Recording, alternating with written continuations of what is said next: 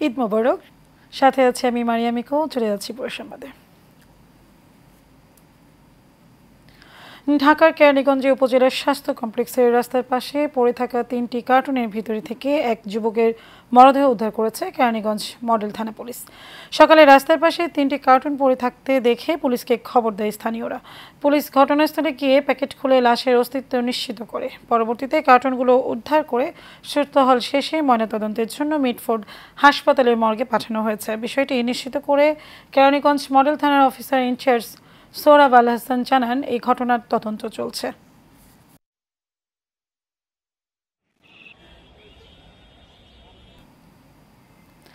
টাঙ্গাইলের দেলদুয়ারে সড়ক দুর্ঘটনায় এক আনসার কমান্ডারের মৃত্যুর ঘটনা ঘটেছে। ভোরে টাঙ্গাইল দেলদুয়ার আঞ্চলিক সড়কের উপজেলার সদর হাসপাতালের মোড় এলাকায় এই দুর্ঘটনা ঘটে। দুর্ঘটনায় নিহত শফিউল্লাহ মিয়া দেলদুয়ার সদর উপজেলার মৌলভীপাড়া গ্রামের মরহুম হাবিবুল্লাহর ছেলে। প্রত্যক্ষদর্শী ও পরিবারের বরাত দিয়ে পুলিশ জানিয়েছে, ভোরে হাঁটতে বের হয়েছিলেন শফিউল্লাহ। এ সময় টাঙ্গাইল দেলদুয়ার আঞ্চলিক সড়কের উপজেলা সদরে হাসপাতাল মোড় এলাকায় নিয়ন্ত্রণ হারিয়ে দ্রুতগতির একটি ট্রাক সড়কের পাশে থাকা বৈদ্যুতিক খুঁটিতে ধাক্কা দেয়। এতে বৈদ্যুতিক খুঁটিটি ভেঙে শফিউল্লাহর মাথায় পড়ে। স্থানীয়রা তাকে উদ্ধার করে দেলদুয়ার উপজেলার স্বাস্থ্য কমপ্লেক্সে নিয়ে গেলে কর্তব্যরত চিকিৎসক তাকে মৃত ঘোষণা করেন। বরগুনায় তালতলী উপজেলায় গলায় ফাঁস দেওয়া দম্পতির লাশ উদ্ধার করা হয়েছে, যারা আত্মহত্যা করেছেন বলে পুলিশ জানিয়েছে।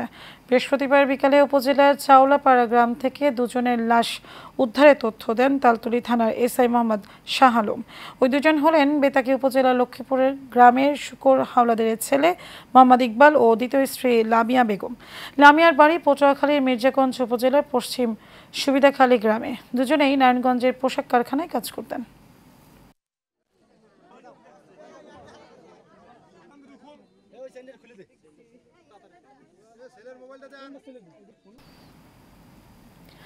মানিকগঞ্জের শিবালয় উপজেলার পাটুরিয়া ঈদ পরবর্তী নৌ রুটে লঞ্চে অতিরিক্ত যাত্রী বহনের দায়ে 4 লঞ্চ ও 1 বাস মালিককে অর্থদণ্ড প্রদান করেছেন ভ্রাম্যমাণ আদালত।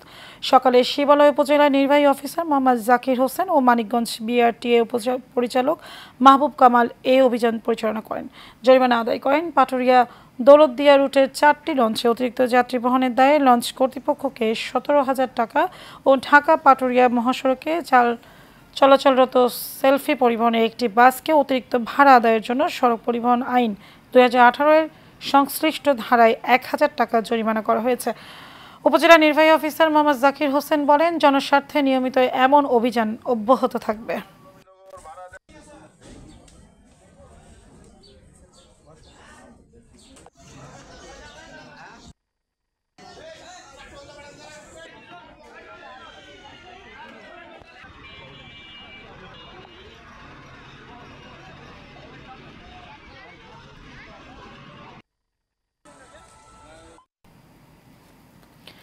ঈদের দীর্ঘ ছুটিতে পর্যটকদের প্রবাহ বৃদ্ধি পেয়ে দেশের পর্যটন শিল্পে পুনর্জীবন ঘটেছে। ঈদের তৃতীয় দিন কক্সবাজার সমুদ্র সৈকতে ভিড় করেন প্রায় 2 লাখ পর্যটক। সিলেট জেলার পর্যটন কেন্দ্রগুলোতে এবছর ঈদের পরপরই বিরাট ভিড় লক্ষ্য করা গেছে। সিলেট বিভাগে 15 লাখ পর্যটকের সমাগমের আশা করছেন স্থানীয় ব্যবসায়ীরা। অন্যদিকে রাঙ্গামাটি ও চট্টগ্রামে পর্যটকদের আগমন ছিল উল্লেখযোগ্য। রাঙ্গামাটির ঝুলন্ত সেতু, কাপ্তাই হ্রদ, রাঙ্গাদ্বীপ ও শিশু পার্ক সহ অন্যান্য বিনোদন কেন্দ্রগুলো ছিল পর্যটকদের পদচারণে মুখর। পটুয়াখালীর কুয়াকাটায়ও ছিল ব্যাপক ভিড়। আবাসিক হোটেলগুলোতে কক্ষ সংকট দেখা দিয়েছে। এছাড়া সারা দেশের অন্যান্য শহরগুলিতে স্থানীয় পর্যটকদের ব্যাপক ভিড় লক্ষ্য করা গেছে।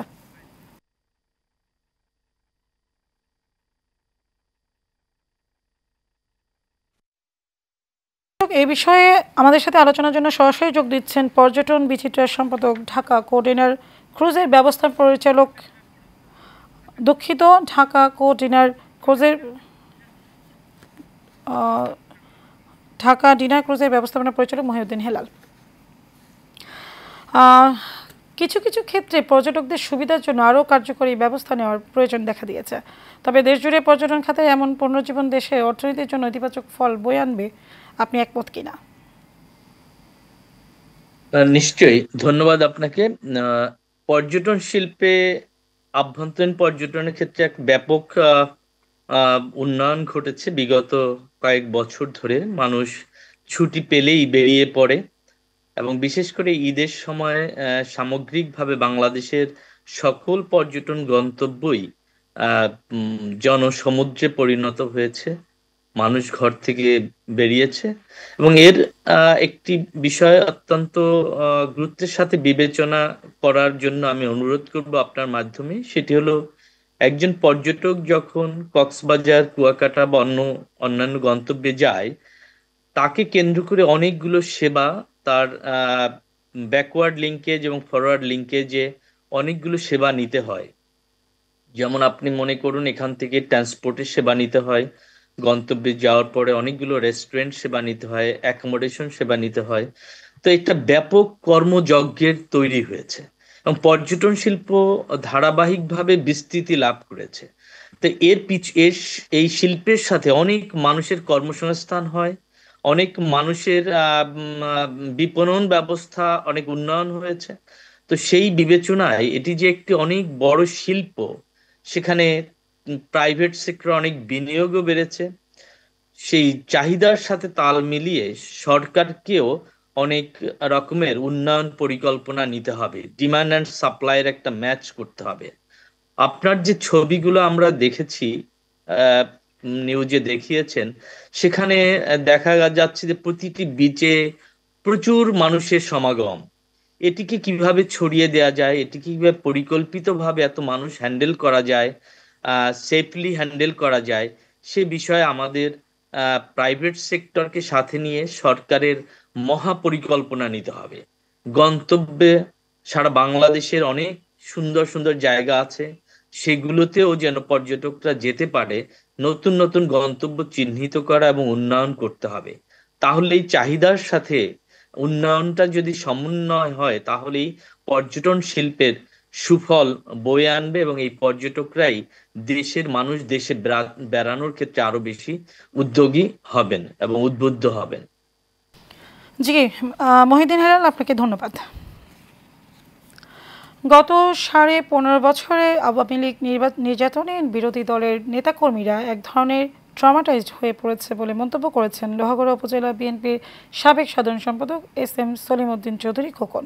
বৃহস্পতিবার রাতে বাংলাদেশ জাতীয়তাবাদী যুবদল চট্টগ্রামের লোহাগড়া উপজেলার শাখার উদ্যোগে শেখ হাসিনা বিরোধী আন্দোলনে কারা নির্যাতিত নেতাকর্মীদের মাঝে সম্মাননা স্মারক প্রদান ও ঈদ পুনর্মিলনী অনুষ্ঠানে প্রধান অতিথির বক্তব্যে এসব তথ্য মন্তব্য করেন তিনি। এ সময় লোহাগড়া উপজেলা যুবদলের সদস্য সচিব রাশেদুল হকের সভাপতিত্বে ও উপজেলা যুবদলের সাবেক যুগ্ম আহ্বায়ক মুসলিম উদ্দিনের সঞ্চালনায় অনুষ্ঠানে প্রধান বক্তা ছিলেন উপজেলা বিএনপির সাবেক যুগ্ম সম্পাদক সালাউদ্দিন চৌধুরী সোহেল।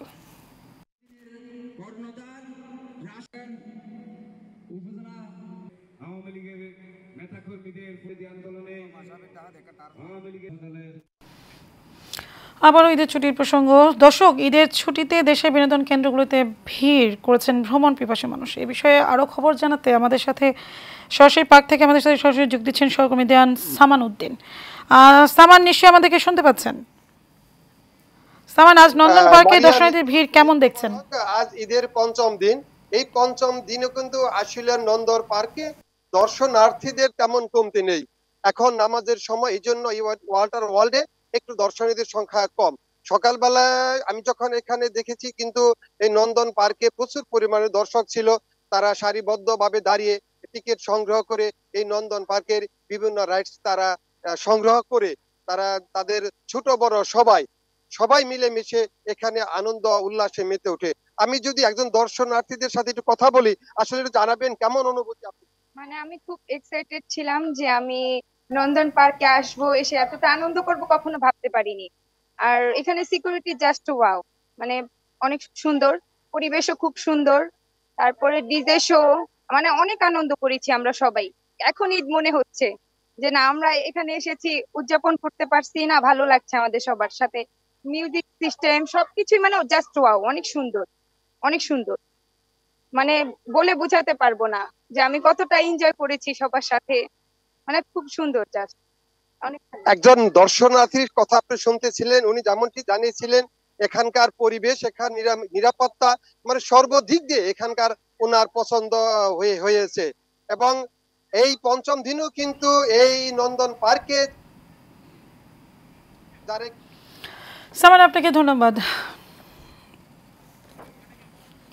চট্টগ্রামের ফটিকছড়িতে শিবিরের সাবেক কেন্দ্রীয় সভাপতি ও নারায়ণগঞ্জ মহানগরী জামায়াত ইসলামী আমির আব্দুল জব্বার বলেছেন, বাংলাদেশে আরেকটি বিপ্লব হবে, তা হলো ইনসাফ প্রতিষ্ঠার বিপ্লব, যে বিপ্লবের মাধ্যমে সব ধরনের বৈষম্যের অবসান ঘটবে। বৃহস্পতিবার বিকেলে দাঁতমারা মাদ্রাসা মাঠে ভোজপুর থানা জামায়াতের উদ্যোগে আয়োজিত এক ঈদ পুনর্মিলনী অনুষ্ঠানে প্রধান অতিথির বক্তব্যে তিনি এসব কথা বলেন।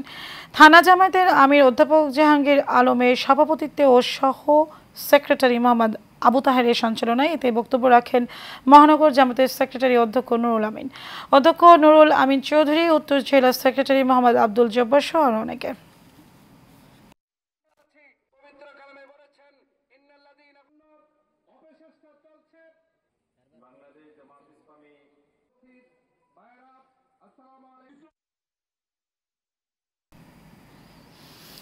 দর্শক, আবারও ঈদ আনন্দের খবর নিয়ে যাচ্ছি আমাদের খুলনা প্রতিনিধির কাছে। ঈদ বিনোদনের আরও খবর জানাতে আমাদের সাথে সরাসরি তিনি আছেন বাবুল। খুলনা মানুষের ঈদের ছুটি কোথায় ঘুরছে, কি খবর আছে আপনার কাছে? জি, আপনাকে ধন্যবাদ। ইকো, যে আপনি যেমনটি বলছিলেন, খুলনায় কিন্তু ঈদের দিন থেকে শুরু করে গতকাল পর্যন্ত যে বিনোদন স্পটগুলো রয়েছে, ওই ইকো পার্কগুলো রয়েছে এবং দর্শনীয় স্থানগুলো রয়েছে, পর্যাপ্ত পরিমাণে ভিড় ছিল। সাধারণ মানুষ কিন্তু তাদের আনন্দ উপভোগ করেছে, যে কারণে এই 9 দিন বন্ধ থাকার কারণেই তাদের যে শিশুরা রয়েছে, আত্মীয় স্বজন যারা রয়েছে, তাদের নিয়ে কিন্তু এই লম্বা ছুটিতে ঘুরতে এসেছে এবং আনন্দ উপভোগ করতে এসেছে, আনন্দ ভাগাভাগি করতে এসেছে। আজ কিন্তু দুপুরের পর থেকে কিছুটা কম দেখা দিয়েছে। কি কারণে, সেটা হচ্ছে আমি দর্শনার্থীদের সাথে কথা বলেছি, তারা যে বিষয়টা জানিয়েছে যে রবিবার থেকে অফিস খোলা, সরকারি অফিস আদালত খোলা থেকে কারণে তারা অনেকেই তাদের গন্তব্যস্থানে চলে যাচ্ছে এবং সেই কারণে কিছুটা ভিড় আছে। আমি এই মুহূর্তে রয়েছি খালিশপুর ওয়ান্ডারল্যান্ড শিশু পার্কে। এই পার্কে কিন্তু সকাল থেকে ব্যাপক লোকের সমাগম ছিল, দর্শনার্থীদের সমাগম ছিল, এখনও আসছে, কিন্তু গত কয়েকদিনের তুলনায় আজকে কিন্তু কিছুটা কম, যেটা জানিয়েছে পার্ক কর্তৃপক্ষ। এবং যে দর্শনার্থীরা রয়েছে তারা কিন্তু শিশুদের নিয়ে এবং যারা মধ্যম শ্রেণী রয়েছে তাদের নিয়ে চুটিয়ে কিন্তু আনন্দ উপভোগ করছে, যেটা জানিয়েছে দর্শনার্থীরা। এই ছিল আমার কাছে খুলনা থেকে বিনোদন পার্ক এবং দর্শনীয় স্থানের সর্বশেষ খবর। বাবুল, আপনাকে ধন্যবাদ। চট্টগ্রাম কক্সবাজার মহাসড়কে দুর্ঘটনা এড়াতে যথাযথ পদক্ষেপ গ্রহণ করার দাবিতে ইসলামী আন্দোলন বাংলাদেশ লোহাগড়া উপজেলা শাখার উদ্যোগে মানববন্ধন অনুষ্ঠিত হয়েছে। বৃহস্পতিবার দুপুরে চট্টগ্রাম কক্সবাজার মহাসড়কের লোহাগড়া বটতলী মোটর স্টেশনে এই মানববন্ধনের আয়োজন করা হয়। এ সময় লোহাগড়া উপজেলার সহ সভাপতি মাওলানা মিসবাহ উদ্দিন মাদানীর সভাপতিত্বে ও উপজেলা সেক্রেটারি মাওলানা মোহাম্মদ আরাফাত হোসাইন ফয়েজির সঞ্চালনায় আয়োজিত মানববন্ধনে বক্তব্য রাখেন ইসলামী শ্রমিক আন্দোলন বাংলাদেশ চট্টগ্রাম বিভাগীয় সাংগঠনিক সম্পাদক মোহাম্মদ শরীফুল আলম চৌধুরী। এই সময় ইসলামী ছাত্র আন্দোলনে Bangladesh joint secretary general Mohammad Mishkatul Islam, Maulana Hafez Zahidul হক ও মাওলানা নুরুল আলম তালুকদার সহ অনেকেই উপস্থিত ছিলেন।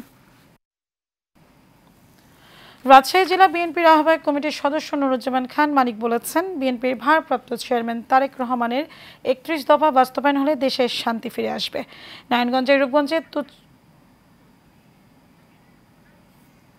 যে সমস্ত দল ছিল তারা কিন্তু এই ফ্যাসিস্টের বিরুদ্ধে সহ অবস্থান করে কিন্তু আন্দোলন সংগ্রাম করেছে।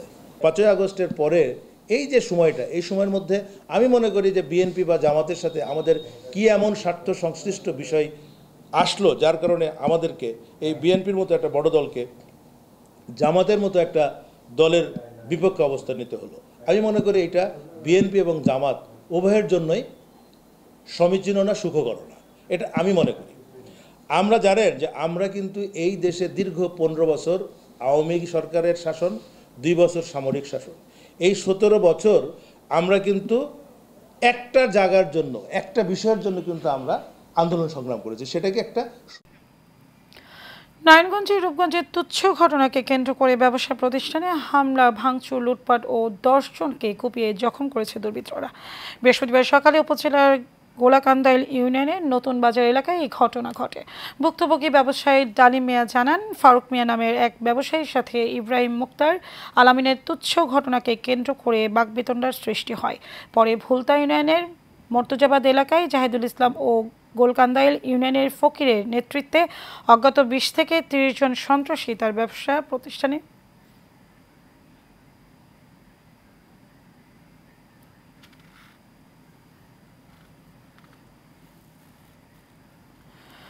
নওগাঁর নিয়ামতপুরে ছিনতাইয়ের অভিযোগে মিথ্যা দাবি করে সংবাদ সম্মেলন করেছেন অভিযুক্তরা। বৃহস্পতিবার দুপুরে নিয়ামতপুর থানায় বিথি খাতুন নামের নারী সোহেল, জাহাঙ্গীর, আরিফুল সহ আরও বেশ কয়েকজনের বিরুদ্ধে ছিনতাই ও মারধরের অভিযোগ দায়ের করেন। এই অভিযোগের প্রতিবাদে আজ নিয়ামতপুর প্রেস ক্লাবে অনুষ্ঠিত সংবাদ সম্মেলনে লিখিত বক্তব্য পাঠ করেন সোহেল, সাগর ও আরিফুল।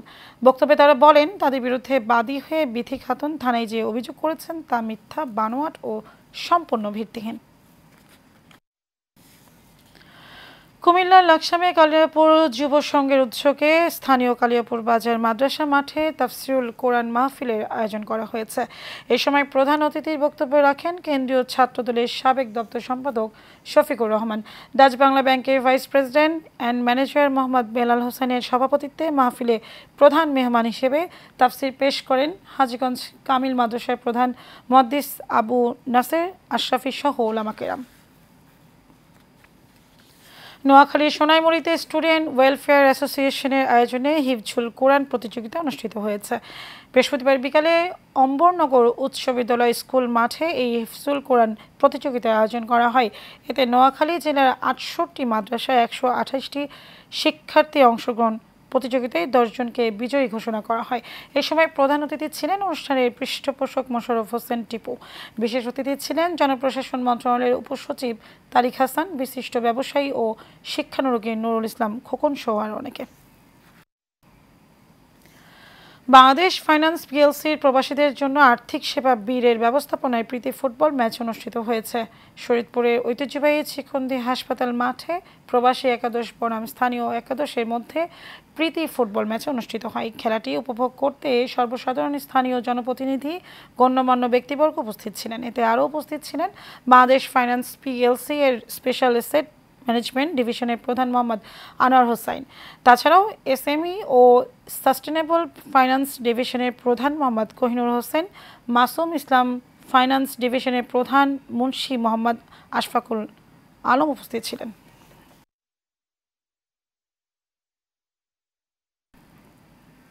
এশিয়ান দেশ সংবাদ এই পর্যন্ত। পরবর্তী সংবাদ দেখার আমন্ত্রণ রইল। ধন্যবাদ সবাইকে।